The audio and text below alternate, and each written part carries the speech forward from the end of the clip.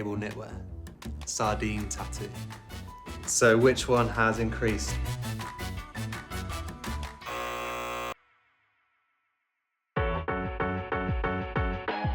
When it's tied to like an actual sentiment, like how people are feeling at the time. So it's not just something that's some random viral moment that's kind of coming out of nowhere. A sustainable trend is rooted with data, whereas passing fads are very reactive. Does it feel like there's breadth to it? I think very specific trends can pass more quickly, whereas broader trends that could apply to different aspects of someone's life tend to last longer. We also look at data a lot to see, are we seeing customers respond to it well? Does it feel like there's longevity there?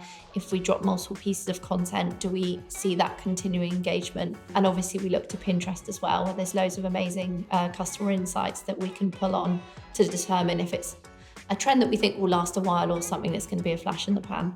I think it's about community. So has it got community at the centre of it? And then I think second to that is also, does it link to like a human insight? So is it linking back to human behaviours and what we're seeing people thinking and doing across not just one touch point, but multiple different touch points, and looking at lots of different data sets to marry it up and go, yeah, that's definitely a longer setting trend that we want to back.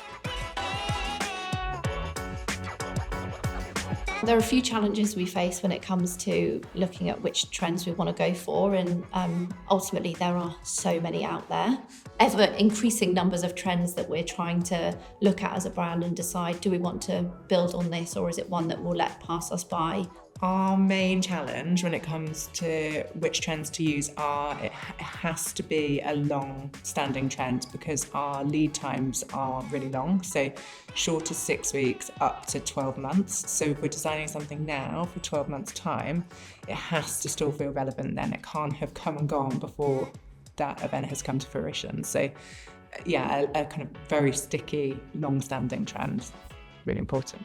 As a brand, Malibu, we're really, really clear of who we are, what we stand for, what our brand world looks like. But I think authenticity is really, really important. If you're going to go after a trend, it needs to be really aligned to who you are as a brand, so it feels supernatural. So the Pinterest trends are built on relevant insights and data. So they're also long-term trends. These are trends that have been identified because of user behavior.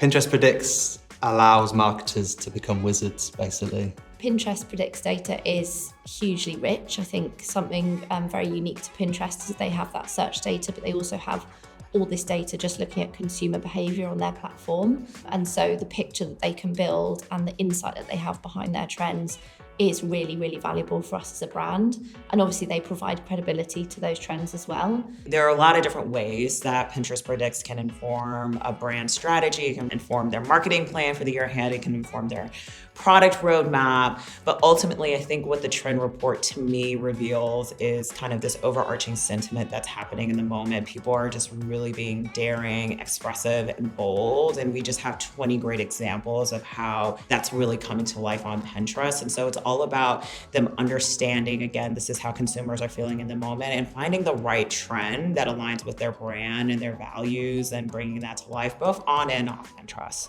I think it just gives you the solid rationale that you need for more forward-thinking planning. So if you're looking at your strategy for the next year, it gives you that data point, because ultimately if you're not thinking about your community, then you're not going to be able to tap into that trend properly. So yeah, I think it really helps strengthen your decision making when you're looking at your wider strategy. We've worked with Pinterest over the last couple of years on their trends, and we've seen some really great success. So we're definitely going to be building on that this year.